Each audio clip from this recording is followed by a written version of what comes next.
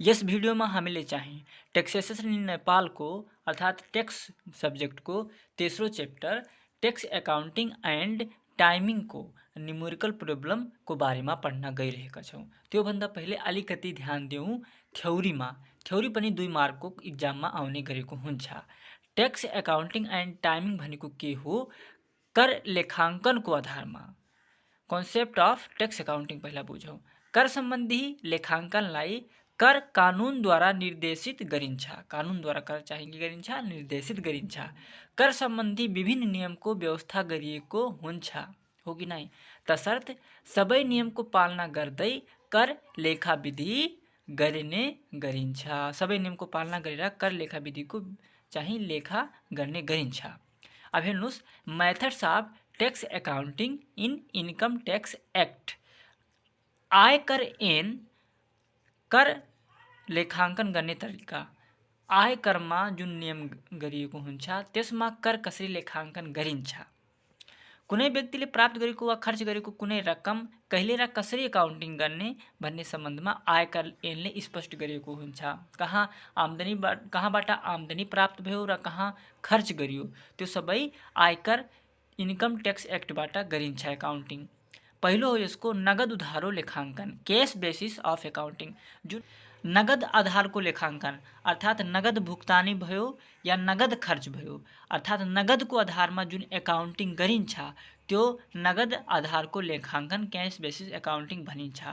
दोस्रो हो प्रोद्भावी आधारको लेखांकन, accrual basis of अकाउंटिङ। Accrual basis of अकाउंटिङ भनेको उधारोमा आमदनी प्राप्त अथवा भुक्तानी भयो भने त्यो हो प्रोद्भावी आधारको लेखांकन, एक्रुअल बेसिस अफ अकाउंटिङ। नगद प्राप्त भयो या भएन तर पनि इन्ट्री गरिहाल्छन्।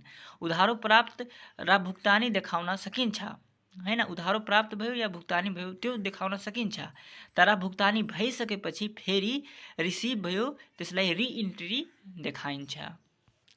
अब हेर्नुस्, अर्को टपिक हो bad debts and its recovery. डुबेको ऋण तथा इट्स रिकभरी। वस्तु तथा सेवाको बिक्री गर्दा उधारोमा बिक्री गरिन्छ, हो कि नै?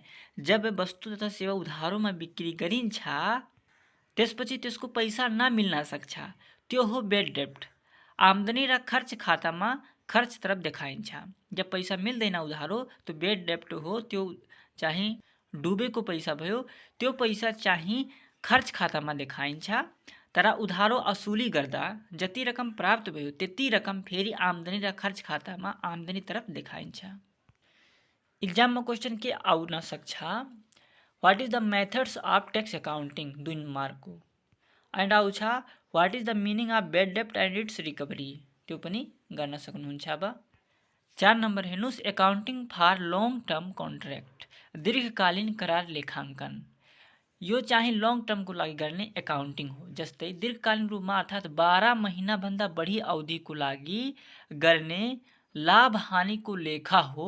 यो खास गरी उत्पादन क्षेत्रमा, जडान क्षेत्रमा र निर्माण कन्स्ट्रक्सन क्षेत्रमा गर्ने गरिन्छ। यसको पहिलो चाहिँ टाइप हो प्रतिफल विलम्बित हुने करार, कन्ट्र्याक्ट विथ डिफर्ड रिटर्न। यसमा के हुन्छ? करार जब सुरु भइहाल्छ तब 6 महिनामा यदि राजस्व विभागलाई तोकेको लाभ हानि नदेखाएमा करार प्रतिफल विलम्बित गरिन्छ। राजस्व विभागहरूलाई 6 महिनामा सबै लाभ हानिको विवरण दिनु पर्दछ। यदि दिएन भने डिफर्ड रिफन्ड हुन्छ र लाभ हानि 80% भन्दा फेरबदल भयो भने पनि प्रतिफल विलम्बित हुने गर्दछ।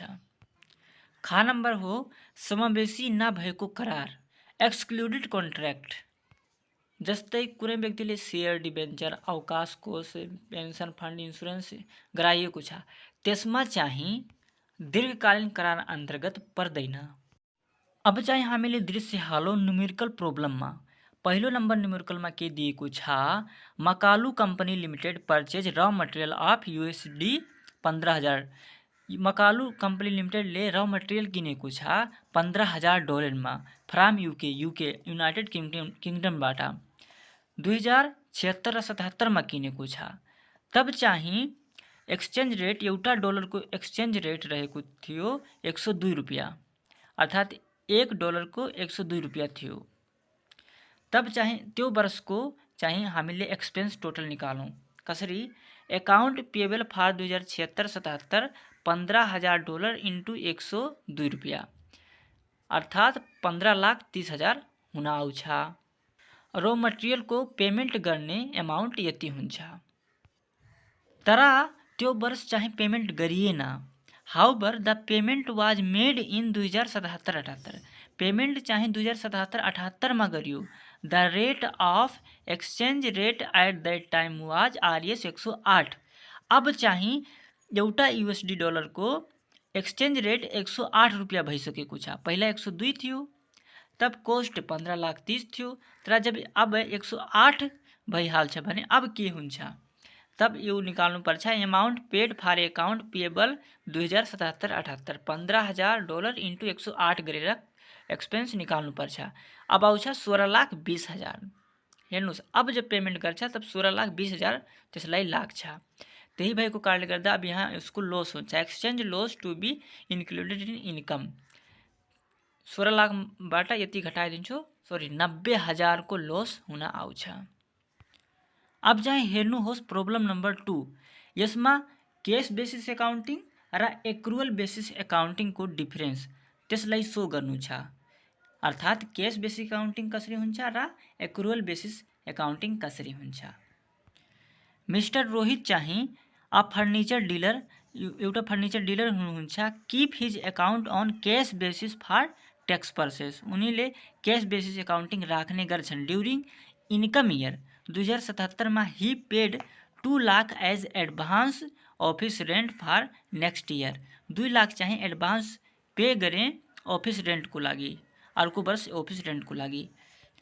Similarly he collected RS 2 lakh from debtor of last year.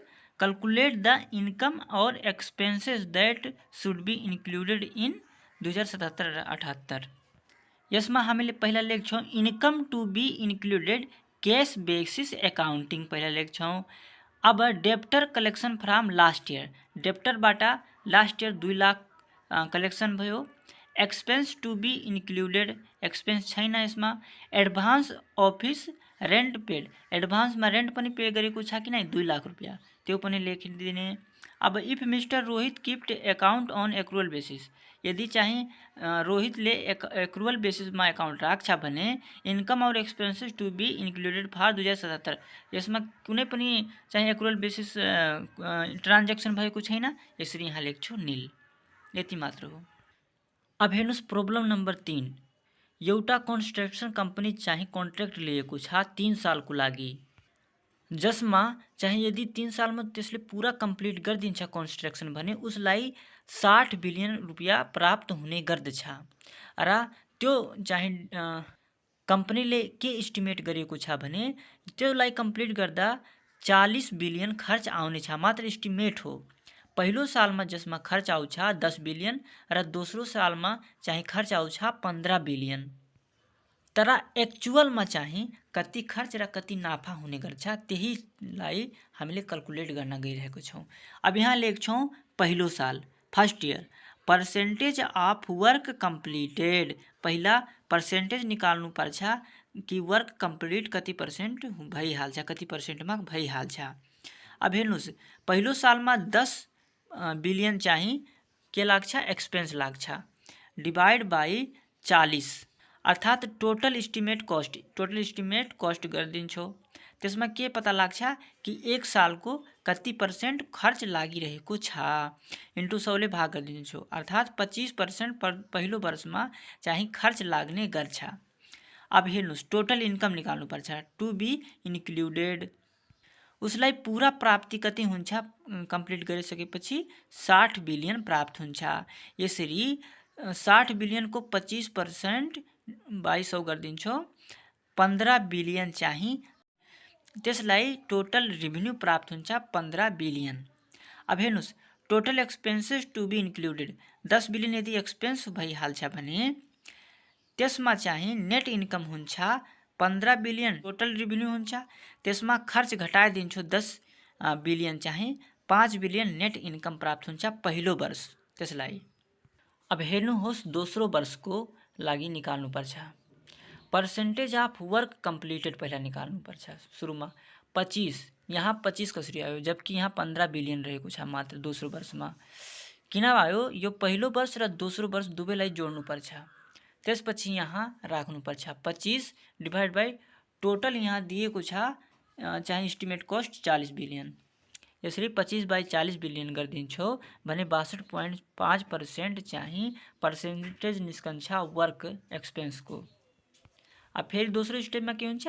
Total income to be included, जसमा 60 बिलियन टोटल इन्कम प्राप्त हुनेछ कम्प्लिट भइसकेपछि। यसरी 60 बिलियनको 62.5/100 र डाइरेक्टली माइनस 15 बिलियन गरिदिन्छौ यो जुन खर्च छ। यसरी चाहिँ इन्कम निस्किहाल्छ 22.5। यो थियो टोटल इन्कम। अब यसमा एक्सपेन्स पनि घटाउनु पर्छ। अहिले total expense to be included 15 billion. यसरी नेट इन्कम निकाल्नको लागि 22 पॉइंट जुन यो आएको छ माइनस 15 बिलियन गरिदिन्छु दोस्रो वर्षको इक्वल टु 7.5 बिलियन आउँछ नेट इन्कम। अब त्यसै गरी तेस्रो वर्षको हुन्छ total income to be included.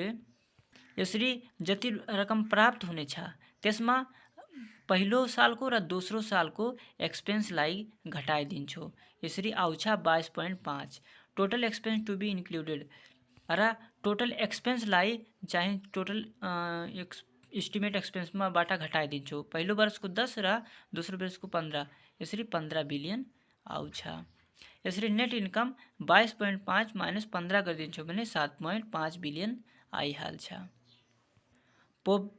Problem number 4 मा हेर्नुस्, यसमा चाहिँ क्याश एकाउन्टिङ र एक्रुअल एकाउन्टिङको मा राख्नु छ, मात्र यति गर्नु छ। अब जुन जुन क्याश प्राप्त भयो त्यो क्याश एकाउन्टिङमा, जुन जुन एक्रुअल अर्थात् ड्यू छ उधारोमा प्राप्त भयो त्यो एक्रुअल एकाउन्टिङमा राखिदिनु छ, बस भयो। अब यसमा चाहिँ प्रब्लम नम्बर 5 मा चाहिँ क्याश रिसिप्ट र क्याश पेमेन्ट कुन भयो त्योलाई सो गर्नु छ, बस। अरु कुनै खास हिसाब छैन यसमा।